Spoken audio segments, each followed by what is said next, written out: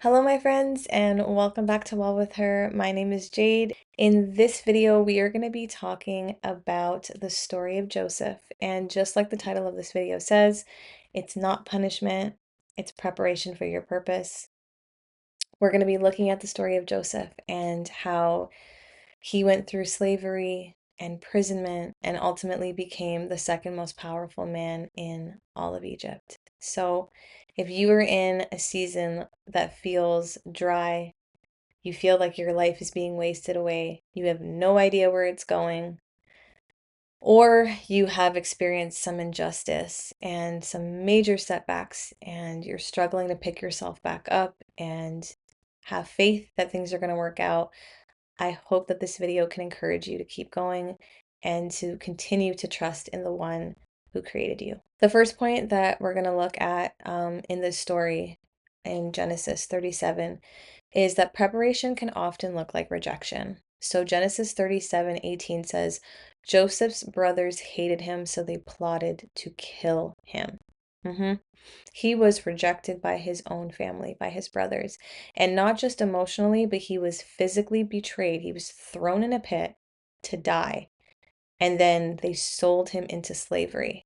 And I can't even imagine at 17 what that must have felt like your own brothers selling you into slavery. He probably thought he would never see his father or his mother again. And he was dearly beloved by his parents.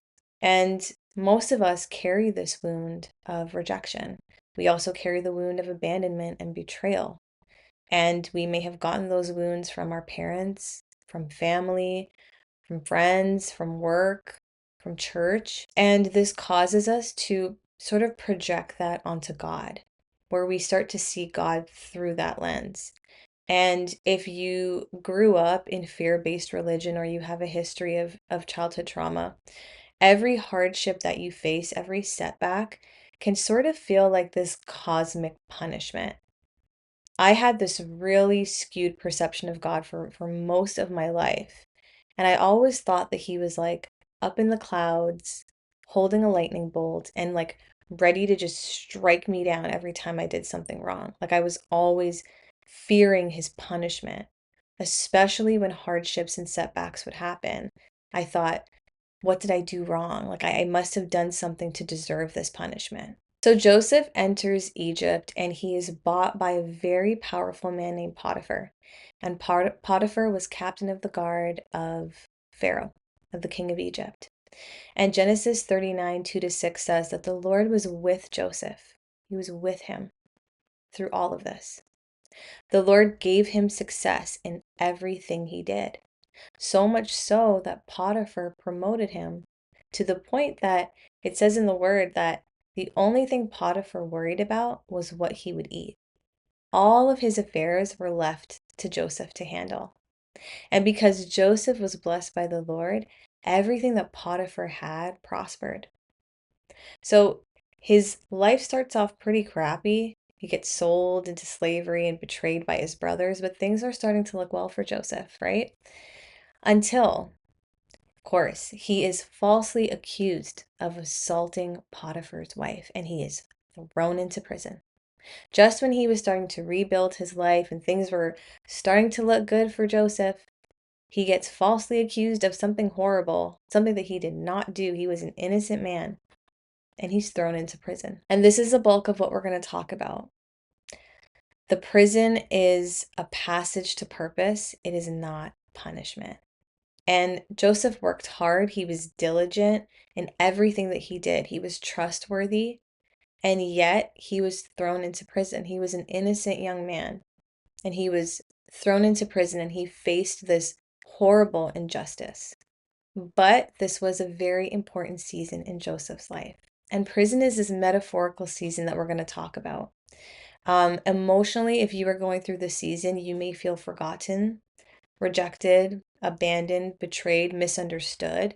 You may feel like your purpose is wasting away in a dead-end job or a toxic relationship that you feel trapped in and you can't get out of. Mentally, you may feel confused, you may feel doubtful, you may feel discouraged. You may be questioning like, did I really hear from God? Does God even exist? Am I making all of this up? What is the purpose of my life? Why am I even here? The prison season can start to feel like this existential angst. Like you feel like there's something you're supposed to do here, but you lack direction and you don't know what to do with it. It's especially frustrating this season when you have entered it and all you've been doing is your best. Like it really starts to feel like punishment. Like you are showing up, you are praying, you are sacrificing, you think you know what your purpose is, so you're pursuing it to the best of your ability, and nothing seems to be working out. And it's not for a lack of effort because you're really trying your best. And you start to ask God, what is happening? What did I do wrong? Where am I missing the mark? Why are you punishing? Why are you punishing me when all I'm doing is trying my best? If you grew up in fear-based religion, it's common to perceive hardships and resistance and setbacks as punishment. You may feel like you messed up and like God is mad at you and now he's going to punish you for it. Now, for some of us, and this is how I lived most of my life, um, you didn't just end up in the prison season. You kind of found your way there. Um, you made a lot of choices without God. That's how I lived most of my life. You ran ahead. You made plans without consulting Him. You entered relationships and jobs and commitments outside of His will because you wanted to live life your own way. You were like, I am the boss of my life. I know what I'm doing. Maybe you were motivated by fear. You couldn't really trust people and adults in your life to take care of you. So you were like, I have to do everything on my own. And I have to figure all of this out on my own, and no one is going to help me. And so you did. And you did it without consulting him. And you ended up here in this season of your life. But this prison season may actually be God course correcting you. And it still hurts like hell.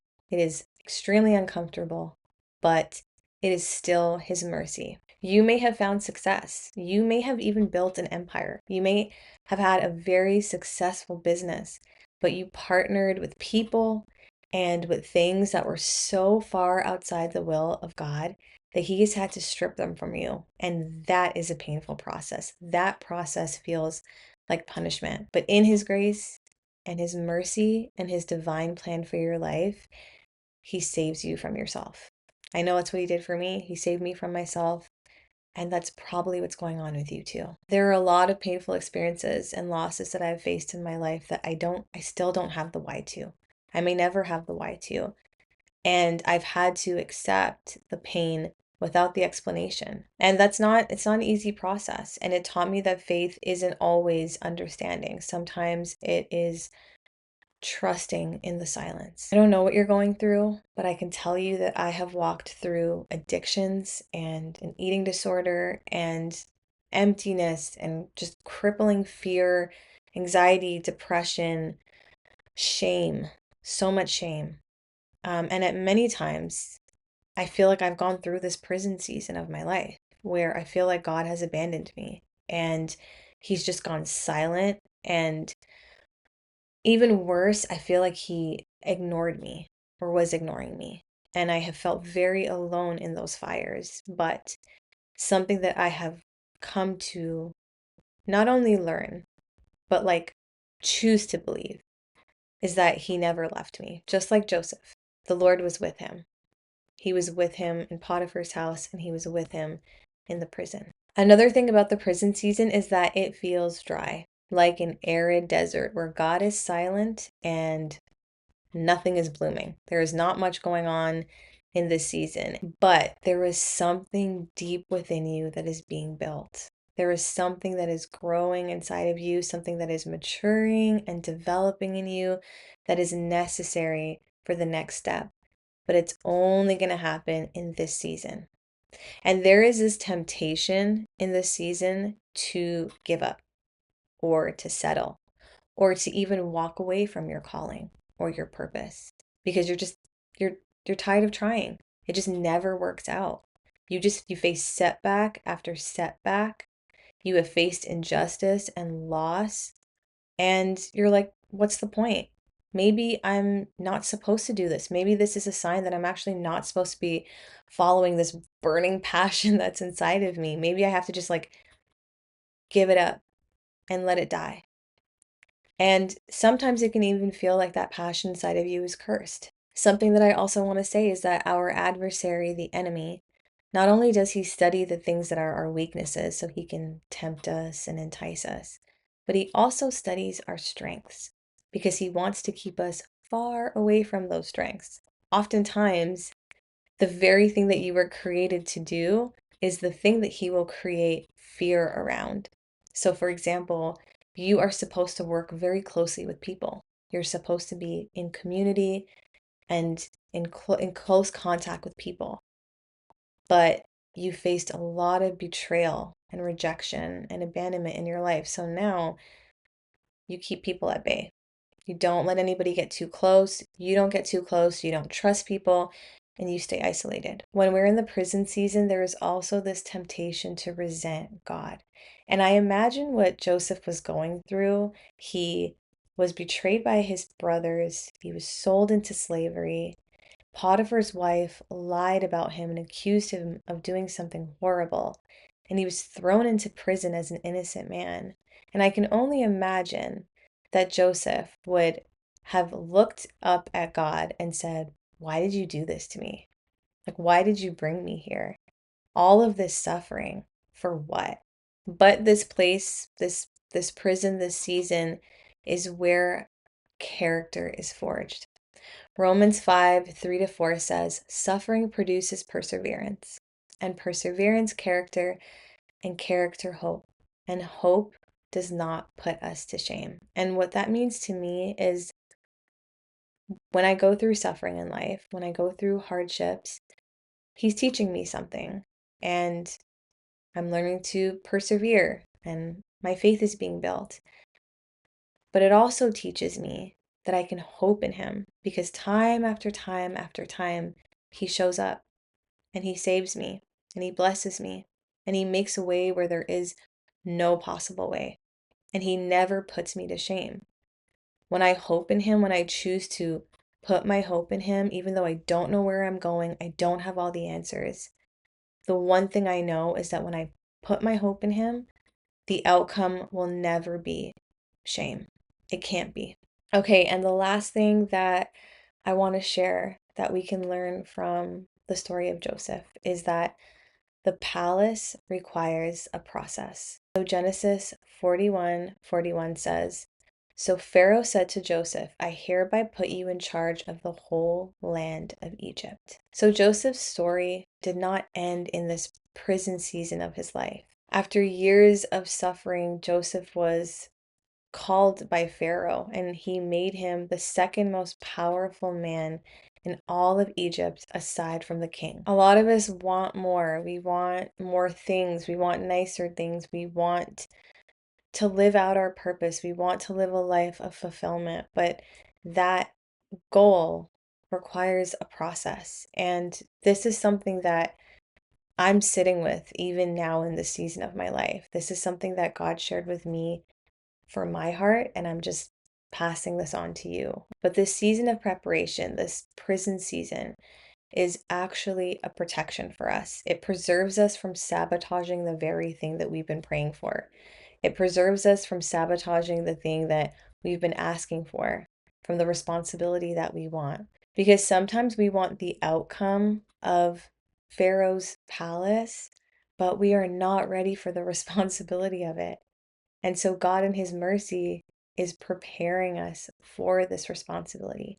Just like Joseph, he had to learn leadership and patience and humility and full dependence on God while nobody was watching. While he was in that prison cell, he was able to practice his gifts of leadership and organization and all the things that made him equipped to be the second most powerful man in all of Egypt.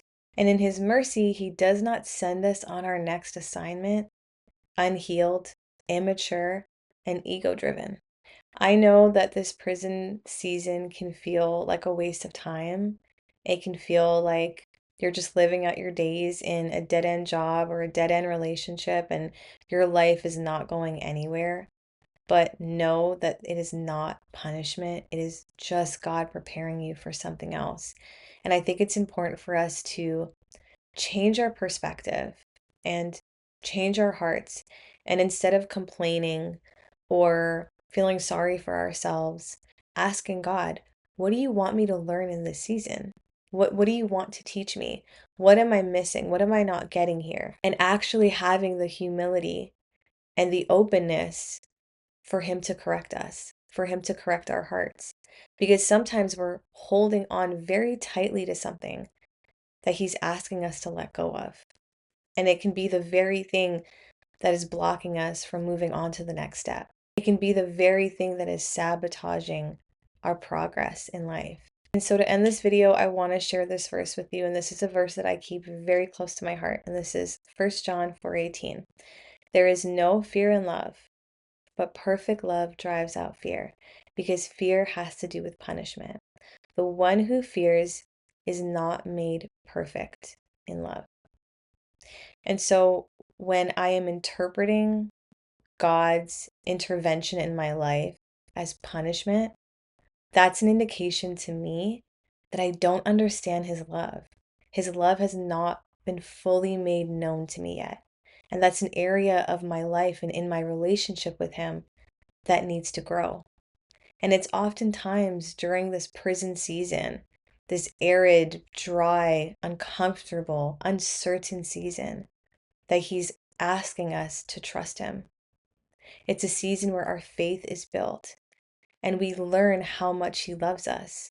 Because when you think about your life and all the things that have happened, all the tragedies that you faced, all the tragedies that I faced, when I look back, I'm like, you never left me. You were always there with me. When we look at the story of Joseph, it says the Lord was with Joseph. He was with him when he was in Potiphar's house, and He was with him when he was in the prison. He has never left your side. I don't know the why to everything that happens to us. There is so much suffering that happens in this life, and we may never have an answer. But I think it comes to a point where we have to just surrender and accept that He does love us. And I think that when we reach that point of love being made perfect in us, that's when we're able to accept, I don't know the why. I don't know why this is happening. I don't have all the answers. I don't even know where you're taking me on this journey of life. But I trust that you love me. I know that you love me. And that has to be the thing that anchors us in this storm. So I hope this video was helpful for you today. And honestly, I was just talking to myself. But I hope this was helpful for you too. And if it blessed you today, don't forget to like, share, and subscribe for more content like this. And I will see you in the next video. Take care and God bless.